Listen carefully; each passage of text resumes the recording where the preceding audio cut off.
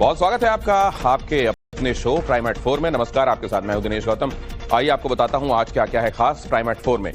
आपको दिखाएंगे मोदी के पोस्टर और जेडीयू का दफ्तर। यानी मोदी है तो जीत कैसे मुमकिन है, ये जेडीयू को भी समझ में आ रहा है। पूरी खबर जरूर देखिएगा।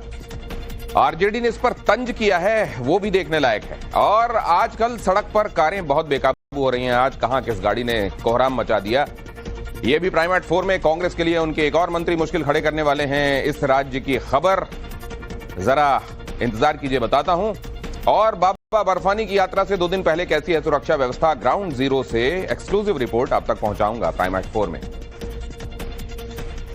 लेकिन पहले जरा यह खबर को फ्यूल नहीं मिलेगा। और अगर इस तरह की गाड़ियां पेट्रोल पंप तक पहुंची तो उन्हें न सिर्फ पेट्रोल और डीजल नहीं दिया जाएगा बल्कि उन्हें फौरन जब्त किया जाएगा।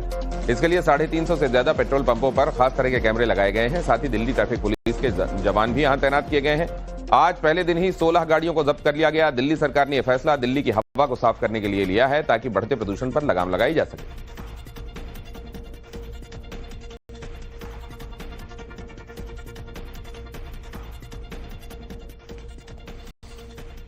दिल्ली सरकार और दिल्ली पुलिस ने यह फैसला जो लिया है यह महत्वपूर्ण है। दिल्ली के प्रदूषण में गाड़ियों के प्रदूषण की वेहिकुलर पोल्यूशन की हिस्सेदारी 28% है। 10 साल पुरानी डीजल और 15 साल पुरानी पेट्रोल गाड़ियां बैन की गई हैं। प्रदूषण की वजह से एनजीटी और सुप्रीम कोर्ट ने बैन लगाया है। दिल्ली में सड़कों पर करीब 1.5 करोड़ गाड़ियां हैं। 62 लाख गाड़ियां 15 साल से ज्यादा पुरानी हैं। मतलब बड़ा हिस्सा इन्हीं गाड़ियों का है। पुरानी गाड़ियों की पहचान के लिए अभियान चलाया जा रहा है। पेट्रोल पंपों पर खासतौर से ANPR कैमरे लगाए गए हैं। ये कैमरे नंबर प्लेट से गाड़ी की पहचान करेंगे। पुरानी गाड़ियों को हाफ फ्यूल नहीं मिलेगा और न सिर्फ फ्यूल नहीं मिलेगा, उनको तुरंत वहीं जब्त कर लिया जाएगा। दिल्ली में किस तरह ये ड्राइव चल रही है, इसका जायजा हमारे सहयोगी अभिषेक राज ने लिया। राजधानी दिल्ली में आज से ईंधन लेने के नियमों में बदलाव होगा। यानी कि अगर आप एंड ऑफ लाइफ जिसको EOL व्हीकल्स को लेकर निकलते हैं तो उसको ईंधन नहीं मिलेगा। हर पेट्रोल पंप के ऊपर ANPR कैमरे लगे हैं जो कि मॉनिटर करेंगे कि आपकी गाड़ी एंड ऑफ लाइफ तो नहीं है। और अगर आप पेट्रोल पंप पर पहुंचते हैं तो उसके बाद उसे डिटेक्ट किया जाएगा और उसे तेल नहीं दिया जाएगा बल्कि कार्रवाई होगी। यहाँ देखिए पेट्रोल पंप के ऊपर fuel will not be dispensed to end of life vehicles, that is 15 years old petrol and 10 years old diesel with reference to 1 जुलाई 2025। यहाँ पर बाकायदा इस तरीके से पेट्रोल पंप के ऊपर जो बोर्ड है वो लगा दिया गया है, बैनर्स लगा दिया गया है और बताया जा रहा है कि जो एंड ऑफ लाइफ व्हीकल्स है उनको यहाँ पर तेल नहीं दिया जाएगा। और आप समझिए कि यहाँ पर किस तरीके से जो ANPR कैमरे हैं वो काम करेंगे। ये इन कैमरों को जिसको ANPR कैमरे कहते हैं इनको यहाँ पर लगाया गया है। ये दिल्ली के हर पेट्रोल पंप पर लगे हैं। इन कैमरों में खासियत ये है कि ये सीधे ट्रांसपोर्ट डिपार्टमेंट के साथ अटैच्ड है और यहाँ से जो ये छोटा आप बॉक्स देख रहे हैं ये दरअसल सर्वर बॉक्स है। ये कैमरे सामने की तरफ लगे हैं जहां से जो गाड़ियां हैं वो इंटर करती हैं और ये कैमरे उन गाड़ियों के नंबर प्लेट को देखते हैं, उन गाड़ियों के नंबर प्लेट को स्कैन करते हैं और जो ट्रांसपोर्ट डिपार्टमेंट में जो डेटाबेस है उस डेटाबेस के साथ मैच करते हैं। अगर कोई भी गाड़ी जो एंड ऑफ लाइफ है, जो कि ट्रांसपोर्ट डिपार्टमेंट के जो डेटा है उसके हिसाब से पता चलता है कि वो पुरानी गाड़ी है, एंड ऑफ लाइफ गाड़ी है, तो उसके बाद उस गाड़ी को यहाँ पर जो है बताया जाता है। अंदर एक छोटा स्पीकर भी बाकायदा लगा हुआ है और यही स्पीकर से अनाउंसमेंट होगी कि ये नंबर की जो गाड़ी है ये एंड ऑफ लाइफ गाड़ी है और इसको तेल नहीं देना है। ऐसे सर किस तरीके की ड्राइव है और कितने एरिया में पूरी ड्राइव चलाई जा रही है? ये पूरी दिल्ली में जितने भी पेट्रोल पंप्स हैं उन तमाम पर यह पॉलिसी लागू की गई है कि जो एंड ऑफ लाइफ व्हीकल्स हैं, 10 साल की डीजल की गाड़ियां और 15 साल की पेट्रोल की गाड़ियां, अगर वो अपनी एज पूरी कर चुके हैं तो उनको कहीं भी किसी भी पेट्रोल पंप पर दिल्ली के अंदर पेट्रोल और डीजल न दिया जाए। इसको आज सुबह से लागू किया गया है और अब तक दिल्ली ट्रैफिक पुलिस की टीम्स ने 16 गाड़ियों को सीज किया है और स्क्रैपर्स को हैंडओवर किया है। और ये क्योंकि आज से लागू हुआ है तो ये आगे भी चलता रहेगा और जैसा मैंने बताया कि 1 नवंबर से दिल्ली के आसपास के जो हमारे जिले हैं उनमें भी ये पॉलिसी लागू की जाएगी। आज यानी 1 जुलाई से एक और परिवर्तन के बारे में आपको जानकारी दे दें। रेलवे में सफर करना महंगा हो गया है। इसके अलावा कई और अहम फैसले रेलवे ने आज से लागू किए हैं, जिसके मुताबिक रेलवे ने अपना किराया बढ़ाया है।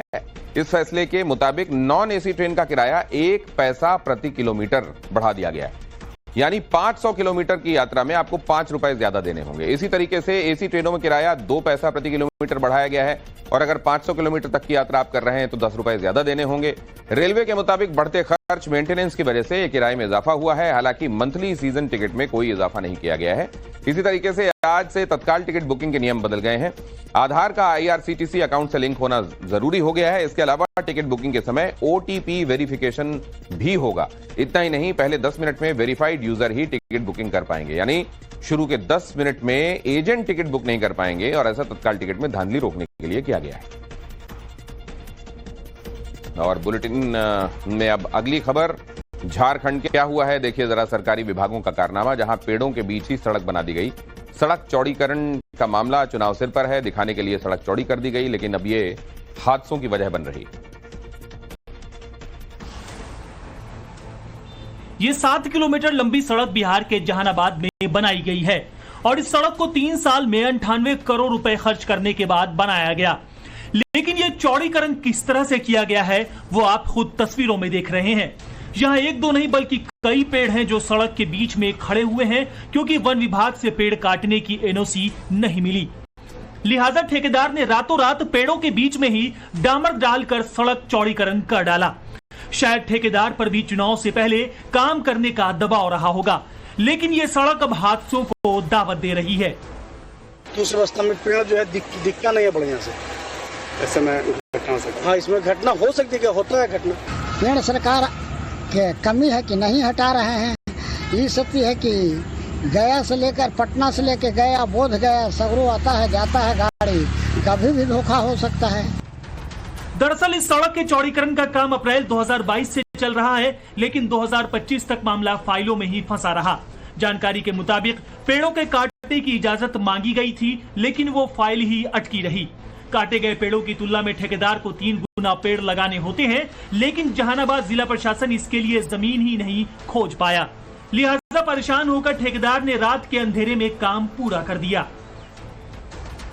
इन लोग का द्वारा पेड़ काटने के लिए आवेदन का अप्लाई किया गया था, अभी तक अनुमति नहीं मिला है। इसका कारण यह है कि फॉरेस्ट डिपार्टमेंट द्वारा जितना पेड़ कटेगा उसके 3 गुना लगाई जाती है और उसके लगाने के लिए जहानाबाद जिला प्रशासन के द्वारा जमीन को उपलब्ध कराना था, जो कि अभी तक उपलब्ध नहीं हो पाई है। हमें वन विभाग से अभी NOC प्राप्त नहीं हुआ है, इस कारण से जो पेड़ की कटाई अभी नहीं पॉसिबल है। उसी एहतियातन हम लोगों ने RCD के द्वारा उसमें कुछ पेड़ों में उनके रेडियम जो पट्टी होता है वो लगाने का निर्देश दिया था और कुछ लोग उन्होंने लगाया भी है। सरकारी लाल फीताशाही का इससे बड़ा उदाहरण नहीं हो सकता, जहां पर आम जनता के 98 करोड़ रुपए खर्च भी कर दिए गए और काम भी पूरा नहीं हुआ। अब सवाल यह है कि इस सरकारी लापरवाही की वजह से अगर कोई हादसा होता है और किसी की मौत होती है तो इसके लिए जिम्मेदार कौन होगा। और हिमाचल प्रदेश के कैबिनेट मंत्री अनिरुद्ध सिंह के खिलाफ FIR लिखी गई है। यह FIR एनन से सुक्खू से फोन पर बातचीत की है। गडकरी ने इसे सीधे कानून के शासन का एक तरीके से उस पर हमला बताया है और कहा है कि ड्यूटी कर रहे सरकारी अधिकारी पर हमला बर्दाश्त नहीं किया जाएगा। नितिन गडकरी ने ट्वीट करके जानकारी दी, साथ ही हिमाचल के CM से मामले में एक्शन लेने के लिए भी कहा है। और आगे आपको दिखाऊंगा अमरनाथ यात्रा से जुड़ी बड़ी खबर, लेकिन उससे पहले CM ममता बनर्जी को लेकर बिप्लब देब मुख्यमंत्री ने जांच के आदेश दिए। आरोप किसी और पर नहीं, मोहन यादव के कैबिनेट मंत्री संपतिया उइके पर लगा है, जिसके बाद लोक स्वास्थ्य यांत्रिकी यानी PHE विभाग ने अपने ही विभाग की मंत्री के खिलाफ जांच बैठा दी। इस मामले की शिकायत को PMO से किया गया था, जिसके बाद केंद्र ने रिपोर्ट मांगी और इस पूरे मामले के सामने आने के बाद जांच बिठाई गई। जांच के आदेश में कहा गया है कि केंद्र सरकार ने राज्य के जल जीवन मिशन को 30,000 करोड़ के खर्च की जांच अब इसकी की जाएगी। दूसरी तरफ कांग्रेस ने इस मुद्दे पर भारतीय जनता पार्टी सरकार पर हमला बोला है, मंत्री का इस्तीफा मांगा है। इस योजना में जिसमें मंत्री पे करप्शन के आरोप लगे हैं, 60% का करप्शन है, 60% का। भौतिक सत्यापन कराएंगे तो पता चलेगा कि 90% जगह पाइप है तो टंकी नहीं है, टंकी है तो मोटर नहीं है, मोटर है तो पानी नहीं है, पानी नहीं है तो नल नहीं है। एक भी काम, एक भी पंचायत में इस योजना के अंतर्गत या शहरी क्षेत्र में पूर्ण नहीं हुआ है। तो कृपया मंत्री जी जब तक इस्तीफा दें, ये व्यवहारिक एक मौलिक दायित्व बनता है, नैतिक दायित्व बनता है और सरकार पूरी नल जल योजना की मध्य प्रदेश की सीबीआई जांच कराए। जिस तरीके से जांच करें, मेरे को कोई दिक्कत नहीं है। मैं एक आदिवासी महिला और मैं गरीब मजदूर वर्ग से आई हूँ और आज यहाँ आकर के मैं जनता जनार्दन की सेवा कर रही हूँ। इसका जवाब मेरे माननीय मुख्यमंत्री देंगे और मुख्यमंत्री जी को सारी पता है जिस तरीके से मुझे प्रताड़ना की जा रही है और ये बिल्कुल गलत है। कौन प्रताड़ित कर रहा है? जो भी शिकवा शिकायत किया है, जिसने भी शिकवा शिकायत किया है उसने मेरे साथ गलत किया है, ये की गई। इस रूट से गुजरने वाली हर गाड़ी की चेकिंग की जा रही है और इसमें मेटल डिटेक्टर के साथ साथ स्निफर डॉग्स भी इस्तेमाल किए जा रहे हैं। NH 44 से जुड़े आसपास के पहाड़ी इलाकों में सेना भी तैनात की गई है।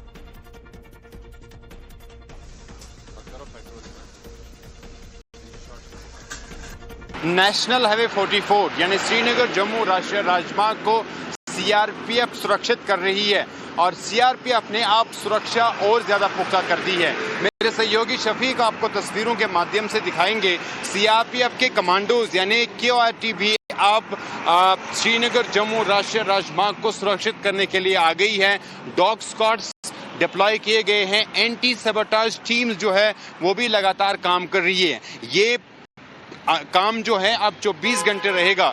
श्रीनगर जम्मू राष्ट्रीय राजमार्ग यानी नेशनल हाईवे 44 की सुरक्षा की जिम्मेदारी सीआरपीएफ के पास है। यानी सीआरपीएफ की जो आरओपी टीम है, रोड ओपनिंग पार्टी, सुबह नेशनल हाईवे को पूरी तरीके से सैनिटाइज करती है। उसके बाद नेशनल हाईवे को लोगों के लिए खोल दिया जाता है, वाहनों के लिए खोल दिया जाता है। तो ऐसे में जब बाबा बर्फानी की यात्रा की शुरुआत हो रही है तो सुरक्षा और ज्यादा पुख्ता कर दी गई है। आरओपी के साथ साथ अब KORT टीम्स भी लगाई गई है। जो आप तस्वीरें देख रहे हैं वो श्रीनगर जम्मू राष्ट्रीय राजमार्ग पर आप देखेंगे कि किस तरीके से जो पेट्रोलिंग है वो की जा रही है और उसके साथ साथ जो एंटी सबोटाज टीम्स है, यानी किसी तरह की भी अगर कोई एक्सप्लोसिव नेशनल हाईवे के आसपास हो तो उसको तुरंत जो है डीएक्टिव करने के लिए, उसको तुरंत डिटेक्ट करने के लिए इस तरह की टीम्स जो है वो लगाई गई हैं। जम्मू से पहलगाम के नूनवनम बेस कैंप तक और फिर बालतल बेस कैंप तक इस तरह की लगातार टीम्स को जो है वो डिप्लॉय किया गया है। चेक पॉइंट्स लगाए गए हैं और इन चेक पॉइंट्स पर हर एक आने और जाने वाली गाड़ी की तलाशी ली जा रही है।